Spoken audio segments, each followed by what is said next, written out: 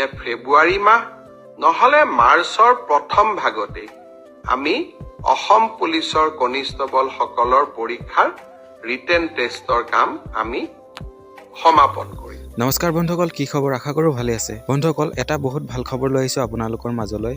অসম পুলিচৰ AB আৰু UB written exam date কেতিয়া পতা হ'ব CM ছাৰে ফেচবুক লাইভ যোগেদি ঘোষণা কৰিলে। নমস্কাৰ, আপোনালোক সকলোকে গণতন্ত্ৰ দিৱসৰ বহুত বহুত শুভকামনা জনাইছোঁ। আৰম্ভণিৰ সন্ধিয়াটোতে অসমৰ কাৰণে এটা ভাল খবৰ আহিলে। মোক দুই এজনে সুধি আছে অসম পুলিচৰ ৰিটেন কেতিয়া হ'ব। মই ভাবোঁ যে ফেব্ৰুৱাৰী মাহ নহলে মাৰ্চৰ প্ৰথম ভাগতেই আমি অসম পুলিচৰ কনিষ্টবল সকলৰ পৰীক্ষাৰ ৰিটেন টেষ্টৰ কাম আমি সমাপন কৰিম। আজি বহু সময় আপোনালোকৰ পৰা নলওঁ।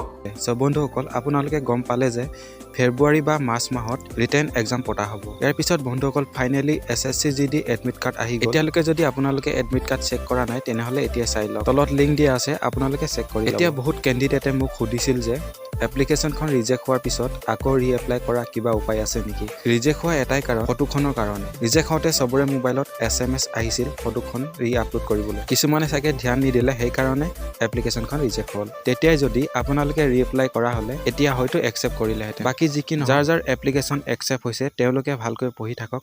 এক্সামৰ 4 দিনৰ আগত এডমিট কাৰ্ড ডাউনলোড কৰিব পাৰিব। বন্ধুসকল, আজি ভিডিঅ'টি ইমানে। যদি ভিডিঅ'টি চাই ভাল পালে তেনেহ'লে ভিডিঅ'টিত লাইক এটা লগতে চেনেলটো ছাবস্ক্ৰাইব কৰি দিব। ধন্যবাদ।